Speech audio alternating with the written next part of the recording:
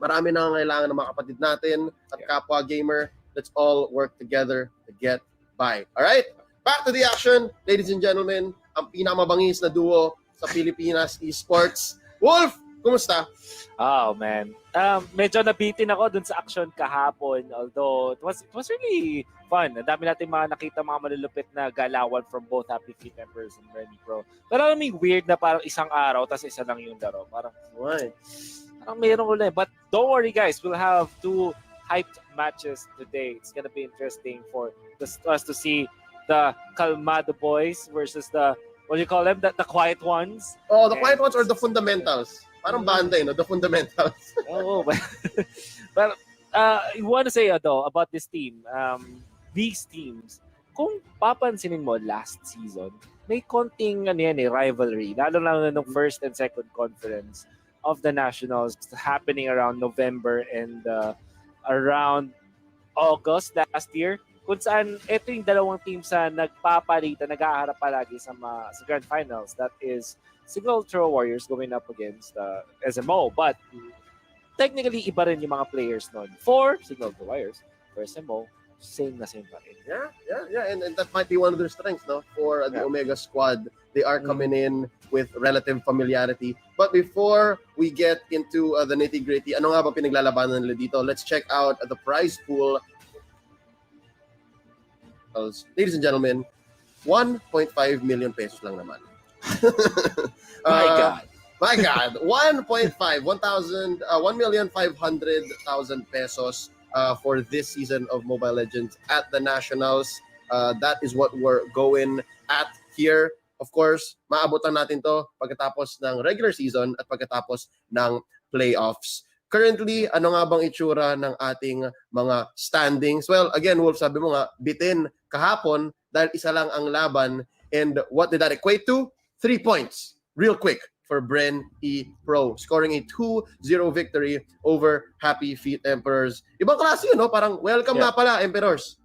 Yeah. But the Happy Feet Emperors, they kind of introduced themselves. Sabi nila, eto kami, kaya naming sumabay sa Bren E. Pro. In game number 1, you can definitely say na nahirapan ang Bren E. Pro. A team like Bren E. Pro, nahirapan sa Happy Feet Emperors. And there's only no way but up. I just want to say as well, for all the viewers out there, bakit 3 points after 2 wins? Kapag po na 2-0 mo ang iyong kalaban sa isang best of 3 series, that will equate to 3 points. 2 points naman kapag 2-1. Tapos the other point will go to the losing team. Pero syempre, pag na-0 to ka, ikaw ay 0 points. Yep, and that's something that the Omega squad and the Warriors should consider. Let's check out what's going to be happening today here at the Nationals. On your screens now is the schedule for this November 15th, 2020, Sunday. Unang-una, maglalaban, best of 3. Smart Omega versus Cignal Ultra Warriors. Wolf, feeling ko ito yata yung magiging una nating best of 3. This is two series, right? 2 very technically sound teams. And may tinatagong baraha ang Ultra Warriors, ang Cignal Ultra Warriors in Janus and Der. We haven't really seen them in this stage. So that should be something interesting. And later on, after the first best of 3, Bren E. Pro, sasabak ulit. Laban ngayon sa STI Olympia. So medyo kilala naman natin. Meron ding returning players from a different franchise here. Dian, previously of SXP, now as a part of this squad alongside a few other veterans, Deb and Escanor. Mga fans dyan ng E-Olympians, previously known as U-Level, but now under the Nationals, they are fighting for the STI banner. It's going to be a jam-packed evening, guys. Championship Sunday agad ang pakiramdam ko dito. And we're going to be starting with Smart Omega. Let's introduce this squad right here. Yelly Hayes, Otit, formerly known as Why Not, Toshi, Heath, Kenji, Curtizi, at Hajizi. Wolf, bakit nga ba sobrang lakas ni Hajizi? Why do people always say that, you know, this KDA machine is the person to watch out for? You and I included, no? Sobrang, he has that killer instinct. At the same time, he knows how to keep himself safe. Nung tinatanong ko ang mga players, na lalong-lalo sa mga supports, parang ano ba sa kanila yung sikreto paano ka maging malupit na carry at ikaw yung paborito ng isang team? Ang sagot na nila pare-pares lang, pag kaya mo nang iwanan. And Hajizi is that kind of guy. Pwede mo siyang hayaan na dumiskarte ng kanyang sarili. Obviously, you play around him.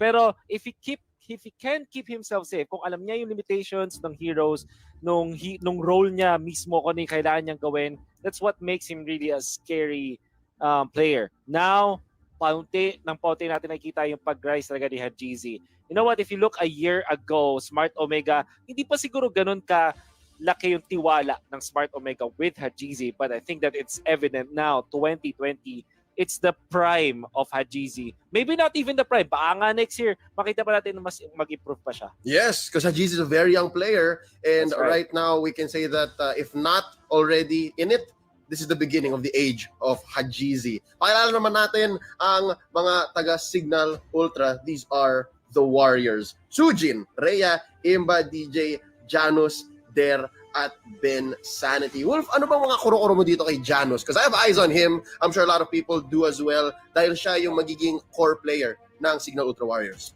So, Janus has played before. Ang pinaka-biggest na stint niya is during the championship run of Archangel nung this was what? 2019. Q2? Around mid-2019. Yeah. And he was playing with big ticket players now already, particularly with Rio. So she's a mga reserve player.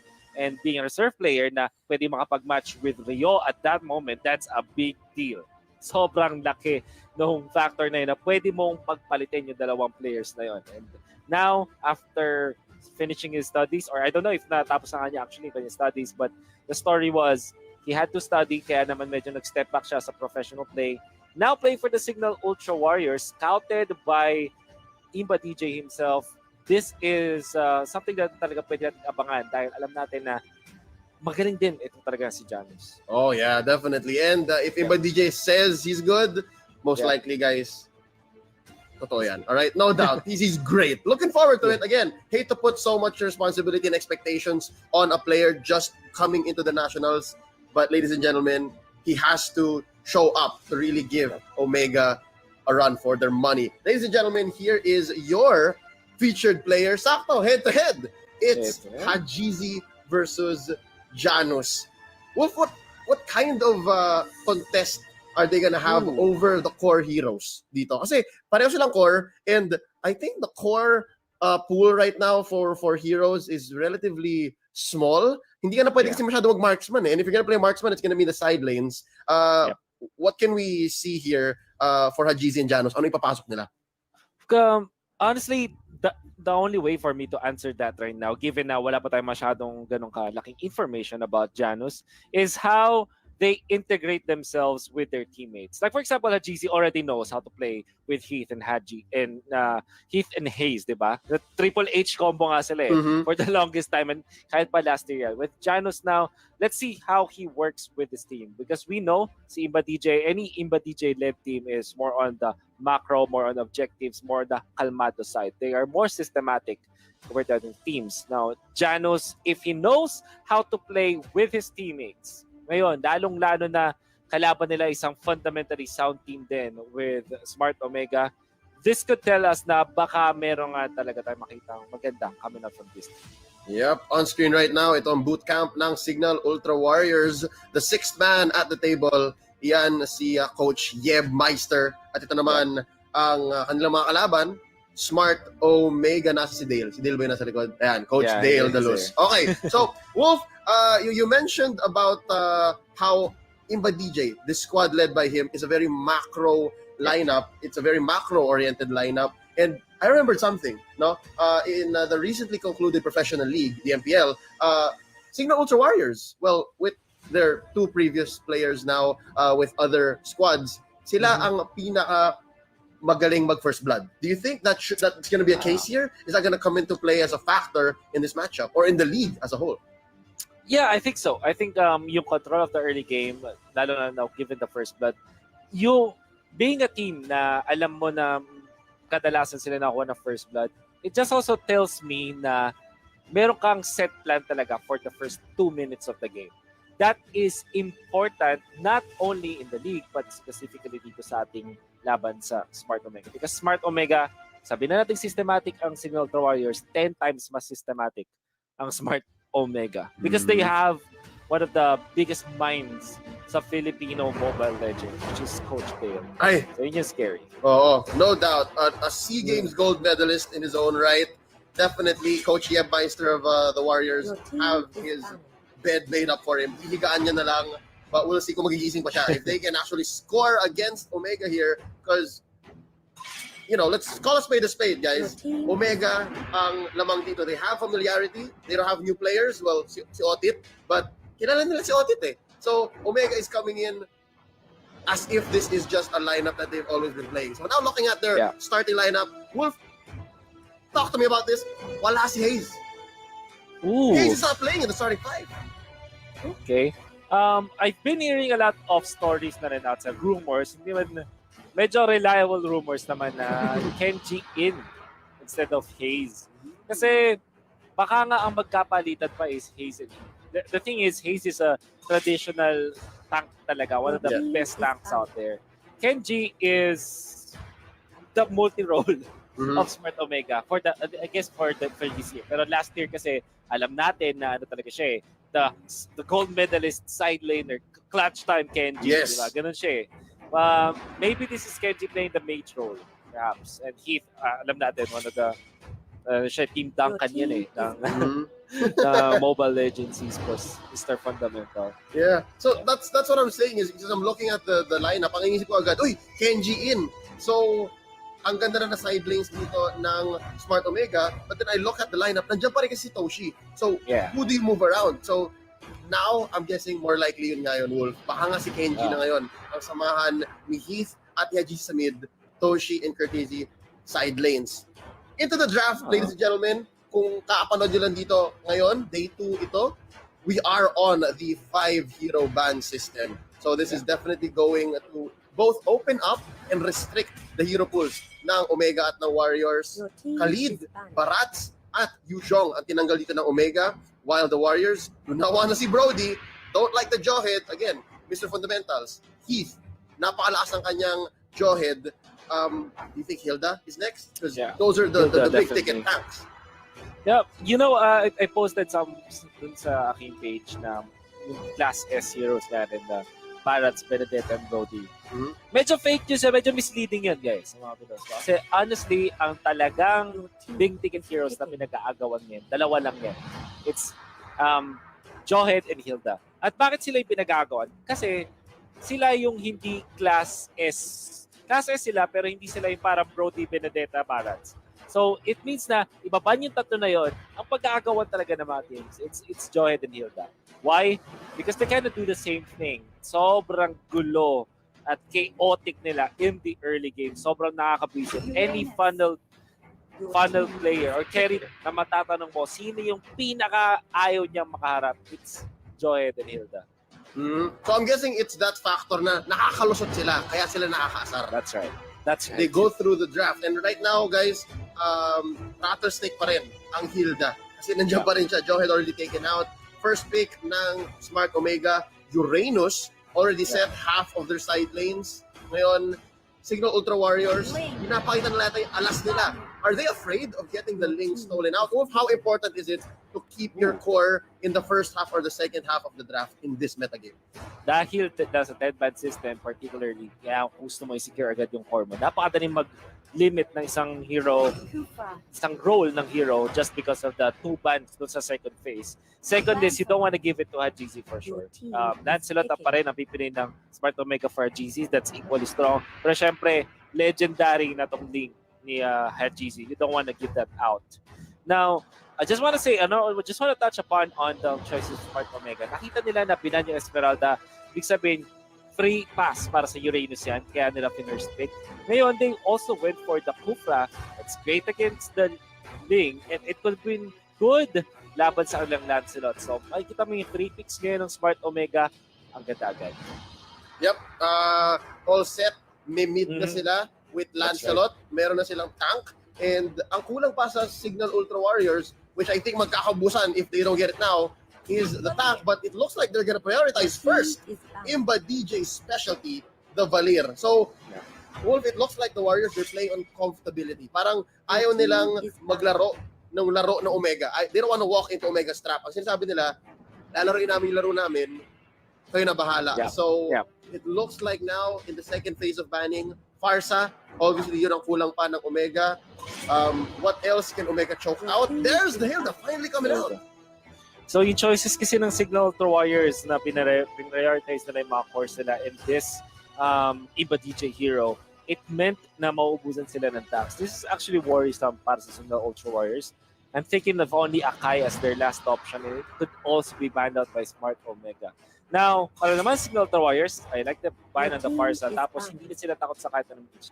Thing is, ang dami actually na mages na pwede nang piliin ngayon. Pero hindi sa lahat ng panahon ay pasok siya dun sa composition. Them just removing the Farsa tells us na Farsa lang talaga yung kinakatakutan ng Cignal Ultra Warriors. Then of course, this Cho na pwedeng gamitin ng Smart Omega. Yeah, and given that Kenji is still here, shows Kenji's Cho is still very much a threat, no? So I think they are just protecting themselves for this. Wolf, I have to ask you now, what's the viability of a marksman in this matchup? Wala si Tsujin, so the Warriors don't have that automatic parang comfortability for the marksman. For Omega, nandito si Toshi, so may chance pa rin. Definitely, there's a chance. Looking at the heroes of both teams, yung Cignal Ultra Warriors, kailangan nila, ng Smart Omega, they have Lancelot, napakaganda sa early and sa mid-game, pero if it falls off, mahirapan siya against Ling. Actually, alam mo yung pinaproblema ng Ling, kapag dalawa yung kailangan niyang puntahan sa backlines or E-1 agad. Kung isa lang, kung funnel zero lang, di ba naging time na anti-funnel siya? Si Ling, yes! Si Ling. But if there's two problems for you, that's where the Ling is, doon siya nalilito. So, if you're asking me if there's a viability of a marksman, pwede yan sa Smart Omega, lalo na merong back siya. So, if 1-1 is picked here by Smart Omega, I'm definitely not gonna be surprised. Yep, and Toshi is here. So most likely si Toshi ang nagma-marksman dito. Yep. But still, they need a support and they have the power of the double pick here. So ito na, they are gonna round out their draft. Lineup-wise, Smart Omega has the ball on their side of the court. And it looks like, Wolf, hindi mangyayari. Mukhang wala tayong marksman na makikita dahil pinapakita nila muli sila Pulapu, which showed up twice yesterday in that first series. I want to say, they Jungle instead. Classic Smart Omega fashion to. Looking at their heroes, kasi nag-set sila for the Selena. So the main problem with having Selena as your support or yung mage support mga tinatawag na quote-unquote pause for ng mga professional players natin, wala kang wave clear. And you kind of offset that with having a good wave clear on your tank or your carry, but this time it's Chang'e na gagawin nilang pang offset nga ng lack of wave clear ng Smart Omega.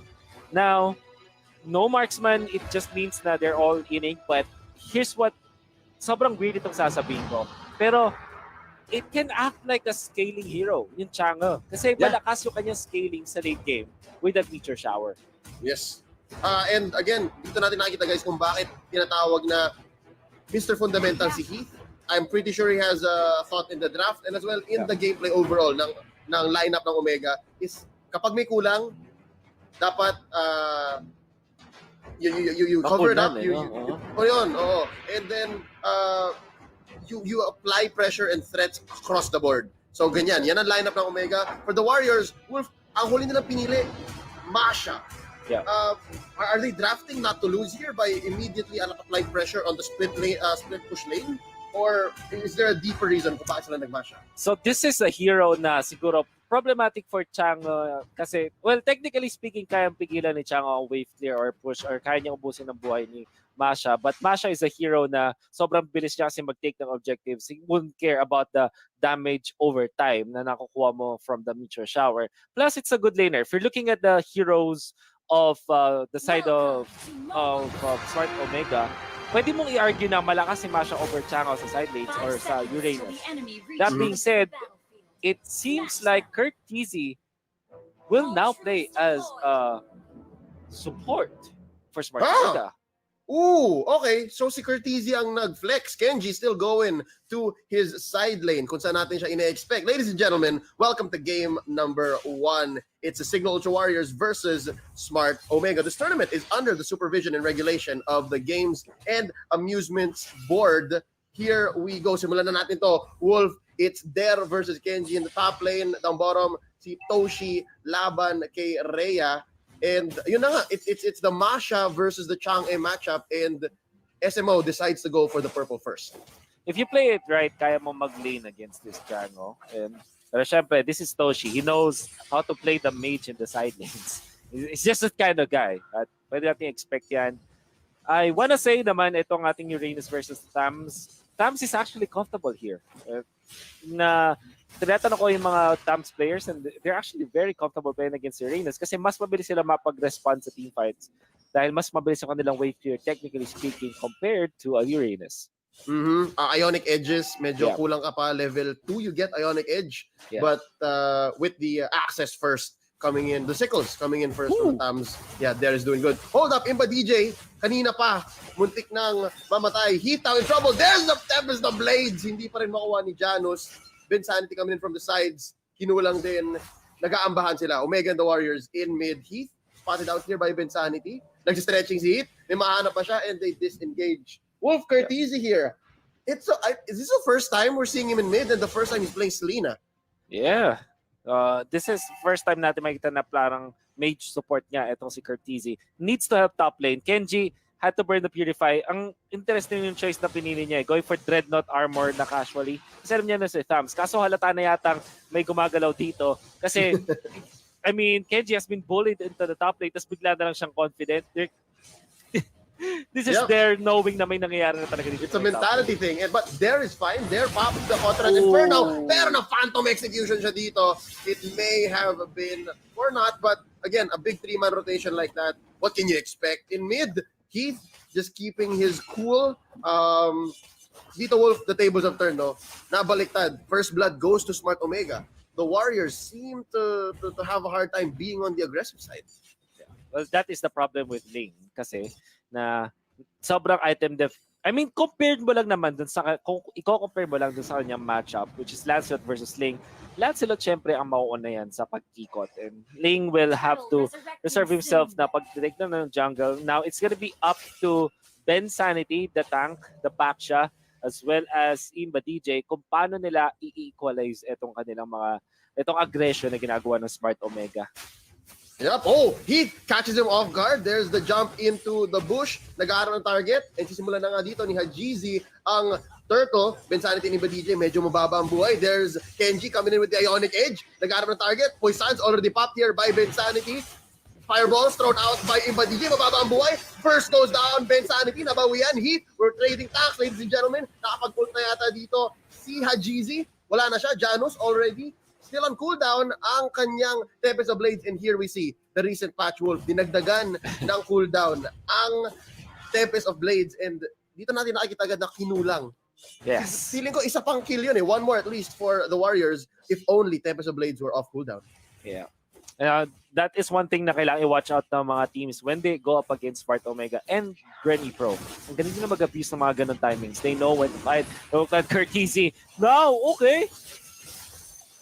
Oh, another one for Hajizi. Pero yan, Selena goes down. Tempest of Blades once more. Knocking up Hajizi. Imba DJ throwing out the spells. But it's just not enough. Heat here helping peel. Rhea, kabalik niya lang sa lane niya. It's not looking good so far for the Warriors. But up top, nabawian. There takes down Kenji 1v1. Wolf, nakita natin dito. Early game, mas mabilis, mas maganda ang dueling capabilities ng Tams. Oh, Tams is top tier sa ngayon. Lalo na after all of the nerfs of the Uranus. Tanong mo sa akin yung question na yon about months ago. I would have said na Uranus favored, but now it's not. After all the nerfs. Toshi, medyo napaasim, stayed for too long. He could not knock up Rhea or Bensanity. Nakalibre sila. Ang daming gold dun, ha? Nung pagbugbog nila dun sa outer shield turret, that was pretty good. That's a lot of gold going over to the Warriors, almost equalizing the gold here. 13.3k, both sides 5 minutes in. I think this is also off of the pick-ups or 1v1 matches na naipapanalo ng Cignal Ultra Warriors, particularly on the side lanes. Tams winning against Uranus, that's definitely big para sa Cignal Ultra Warriors. At least killing him. Kasi naman lumalamang ngayon si Kenji sa goal dahil sa kanilang outer energy shield na nakuha.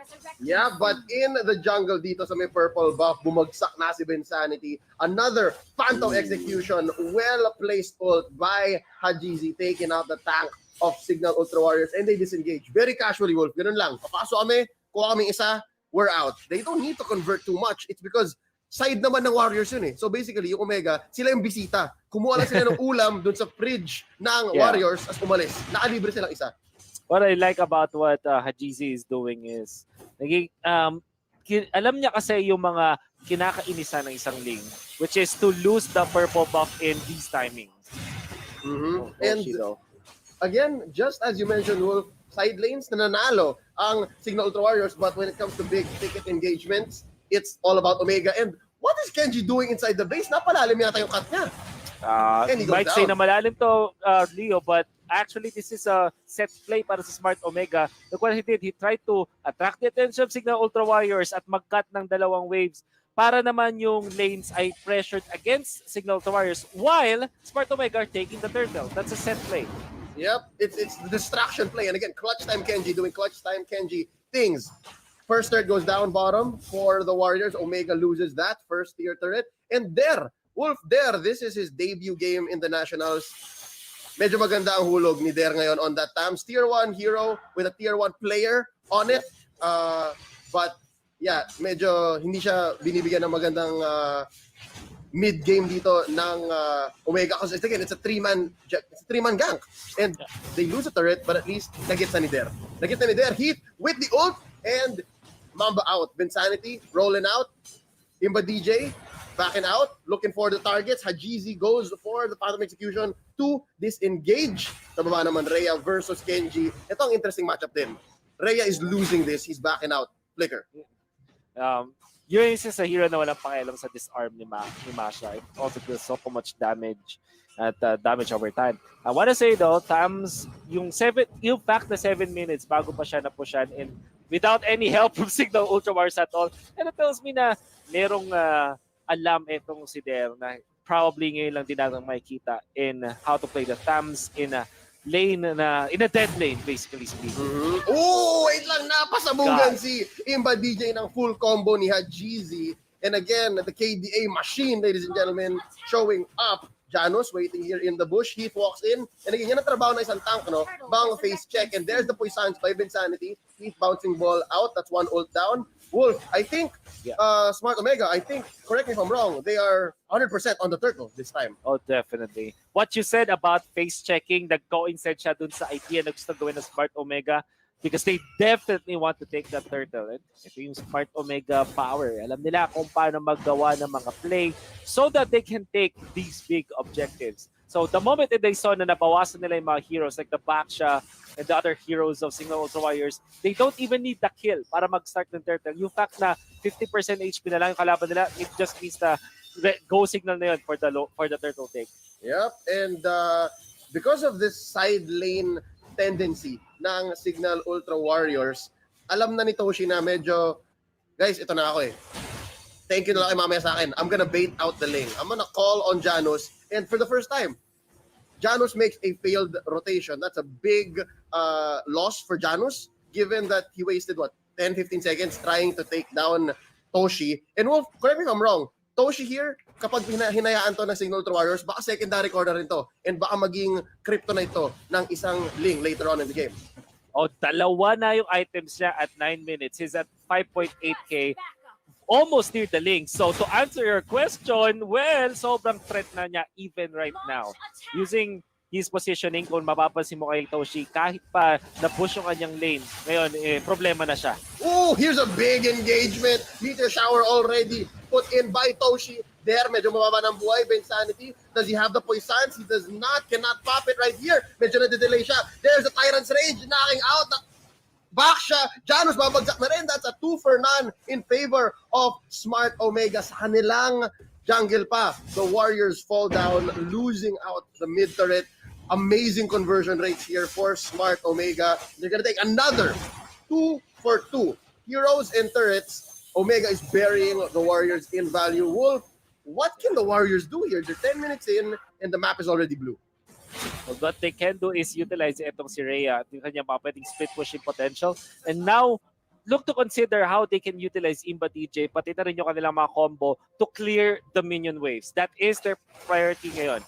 Kailangan nakashove at least yung lanes against Smart Omega. If that's not possible, at least sa gitna lagi nakikita yung mga minions. Because as long as Smart Omega controls the map right now, hindi sila makapag-farm. Have to take note, Cignal Ultra Warriors, they have decent late game potential. But without those lanes pushing against Smart Omega, hindi nila ma-utilize yun. Yeah, and so far, ito na yung sinasabi ko eh. I'm not sure what Masha is right now, kung nasaan siya sa tier list ng metagame ngayon. But as soon as the Warriors picked her, I felt like they were drafting or picking a hero not to not lose. Essentially. Kasi ang dami pang ibang mas malalakas sa side laners eh, na mas proactive, na mas maganda yung hulog in team fights or like from early to mid, able to apply pressure more consistently. But right now, wala na, hindi na tayo eh. Like we were already 11 minutes in, 30 seconds. First Lord marching down mid, and the side lane advantage that the Warriors have set early on, not even here anymore. Tempest of Blades right now dueling Hajizi versus Janus. Janus losing. He needs to back out of here. Hajizi pushing him back. I'm wondering, may purple ba si Janus ngayon? Dahil hirap na hirap siya. It seems like hindi. Kasi nandun pa po, may purple buff. Look at the zone out potential of this Django. It's crazy. It's crazy for Smart Omega. Lalo na napakataas na ng item nila. So everybody's a core right now for Smart Omega. In perspective though, versus the Warriors, and now knocked up there. Medyo delikado, popping the Cotret Inferno, kaya lang siya nabuhay doon. Life stealing along the way. Mid, butas na. Lamang dito ng Smart Omega, 7,000 gold. Well, 7,000 gold, that's what? 2 or 3 core items across the board. Yeah. That is definitely true.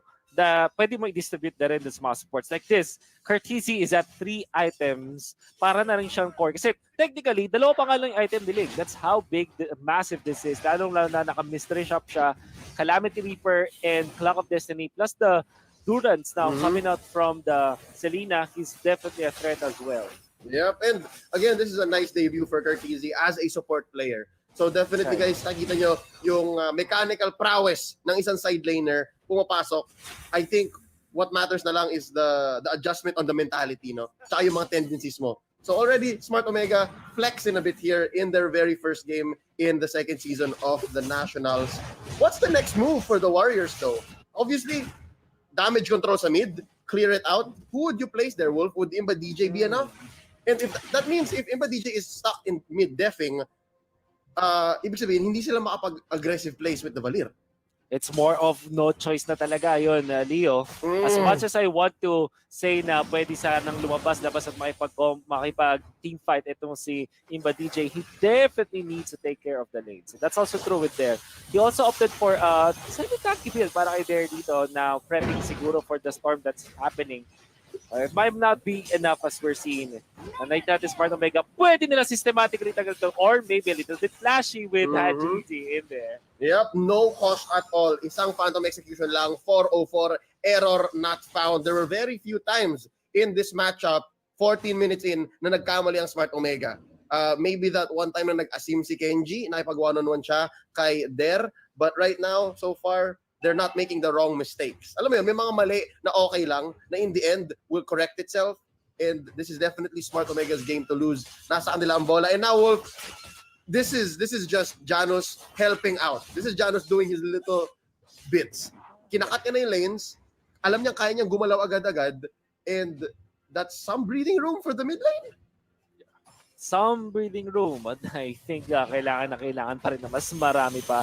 Now, big push coming from Omega. Ben Santi jumping, pero Leo, this is bad.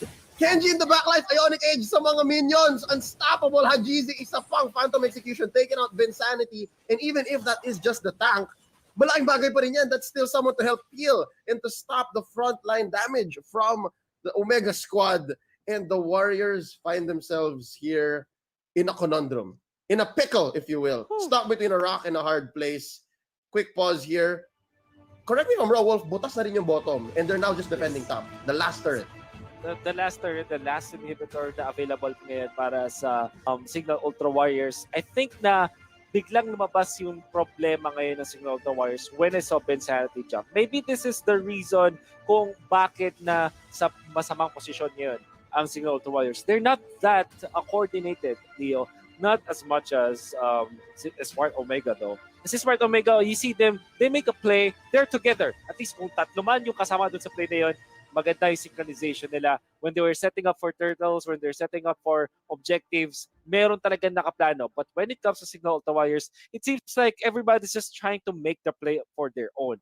Tama naman yun. I mean, it makes sense. Pero in a professional game of this stage, tapos kalaban nila is a finalist caliber kind of team, hindi ka pwedeng gumagawa ng sarili mo ng play. You have to communicate with your team. You have to coordinate it. Kasi a backshot cannot do it all alone. I mean, siguro pag nag-God mode backshot ka, kaya mo.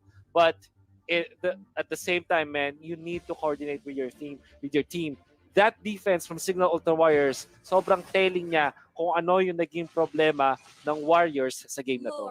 Yep, and I think this was evident already in the draft. Now, we did note that in the draft, it seemed like they were not at all reacting to what Omega was doing. Yeah. They were just drafting what comfort picks they had or what lineup Coach Yebmeister may have planned out for this. And right now, again, yung onting interaction or yung onting counterplay na pwede natin makita, it's evident now. And there you go, a nice attempt by Janus to steal the Lord. Not gonna be enough. Hajizi taking him down. Monster kill. Ni isang death wala pa dito sa KDA machine natin. 6:04 on this Lancelot. Janus now taken out. Where else can they find the pick off? This is all out defense for the Warriors. They have to pick it out from somewhere. I wonder where that will be. 100% kill participation para kay Hajizi. So if we're looking for a play that's plausible by Cignal Warriors, maybe get a pick off outside, maybe jump on the Chango while it is happening, tapos hintayin nila na magbato na ng skill si Hajizi. I don't think that's gonna happen anytime soon. But I don't know, maybe Cignal Warriors, miracles can happen. Ooh, Insanity erased just like that by Toshi. Lord helping Whale onto the base. Ladies and gentlemen, na-double kill na rin dito onto there si Toshi. And just like that, wag kang kukurap. Game number 1 closes up.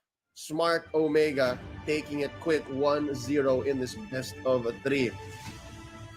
Wolf, the fundamentalists here, Smart Omega, they played on formula. They played 1 + 1 = 2. I do this, tapos sundan nyo nito, ito yung resulta. It was very easy to read as a viewer. Medyo nagets agad natin. And I think the responsibility here falls onto Cignal Warriors. They're the ones who has to make the huge adjustments.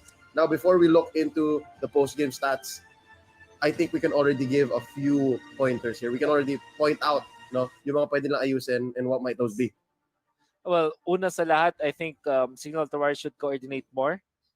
So, ang ganda sana nung pinapakita ng ating mga newbies, mga rookies natin in the Nationals. Like they're actually winning against